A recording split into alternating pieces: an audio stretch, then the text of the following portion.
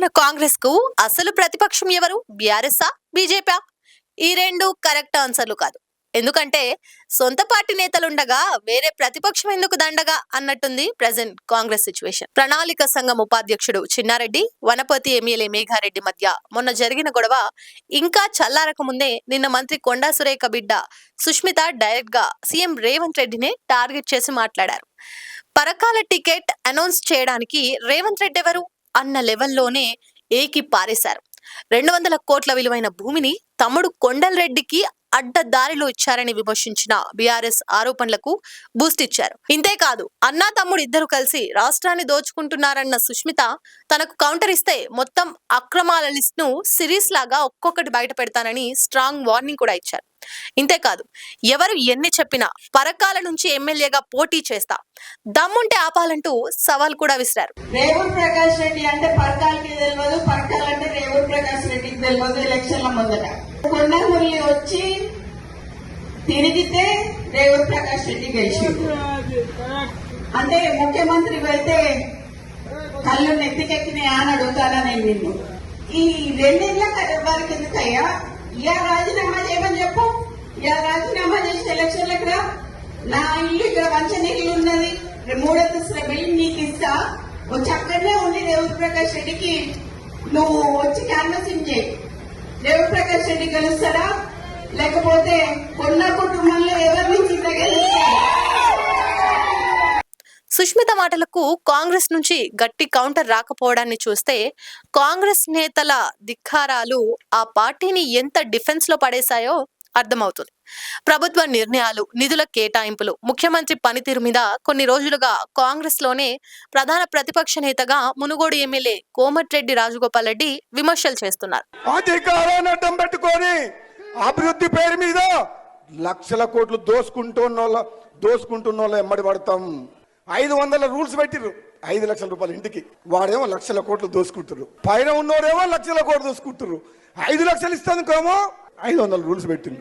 అధికారంలో ఉండి వేల కోట్లు సంపాదిస్తున్న వాళ్ళు ఇందిరమ్మ ఇళ్ల కోసం 5 లక్షలు పేదలకు ఇవ్వడానికి 1.25 లక్ష రూల్స్ పెడుతున్నారని ఇండైరెక్ట్ గా రేవంత్ నే అన్నారు. అవకాశం దొరికినప్పుడల్లా సీఎం రేవంత్ ను అధిష్టానం దగ్గర బద్ధం చేయడానికి మంత్రి ఉత్తమ్ కుమార్ రెడ్డి ప్రయత్నిస్తున్నారన్న సంగతి కాంగ్రెస్ లో ఓపెన్ సీక్రెట్ గా మారింది. రైస్ మిల్లర్ల విషయంలో తనకు తెలియకుండా విజిలెన్స్ విచారణకు సీఎం ఆదేశాలు ఇవ్వడాన్ని ఉత్తమ్ తట్టుకోలేకపోయారు. తన శాఖలో సీఎం జోక్యం చేసుకుంటున్నారని ఉత్తమ్ ఇచ్చిన కంప్లైంట్ సమన్వయ కమిటీ మీటింగ్ కు కారణమై రేవంత్ జోరుకు హైకమాండ్ బ్రేకులు వేసే వరకు వెళ్ళిందని అంటున్నారు. మొన్నటికి మొన్న బాన్సువాడ ఎమ్మెల్యే పోచారం శ్రీనివాస్ రెడ్డి కూడా సీఎం రేవంత్ రెడ్డి మీద అసంతృప్తి వ్యక్తం చేశారు. సీఎం చెప్పినా కూడా మంత్రులు బట్టి విక్రమార్క, పొంగులేటి శ్రీనివాస్ రెడ్డిలు నిధులు ఇవ్వడం లేదన్నారు. కాంగ్రెస్ కంటే కేసీఆర్ పాలనలోనే డెవలప్మెంట్ జరిగిందన్నారు. పిసిసి ప్రెసిడెంట్ మహేష్ కుమార్ గౌడ్ కూడా రేవంత్ విషయంలో అన్హ్యాపీగా ఉన్న విషయం ఆయన ప్రెస్ మీట్ లో మాట్లాడుతున్న మాటల్ని వింటే అర్థమవుతుంది.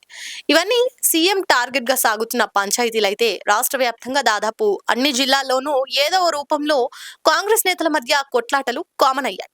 తుంగతుర్తి ఎమ్మెల్యే మందుల సామేల్, కోమటిరెడ్డి బ్రదర్స్ మధ్య గొడవను ఆ పార్టీ హైకమాండ్ ఇప్పటికీ కంట్రోల్ చేయలేకపోయింది. తాజాగా వనపర్తి విభేదాలు ఆ పార్టీకి హెడ్డేక్ గా మారాయి.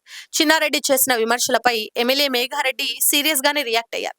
చిన్నారెడ్డిపై బీఆర్ఎస్ కోవర్ట్ గా ముద్ర వేసిన మేఘారెడ్డి ఆయనపై పిసిసి, ఏఐసిసి, రాహుల్ గాంధీ, ప్రియాంక గాంధీలకు కంప్లైంట్ చేస్తానని చెప్పారు.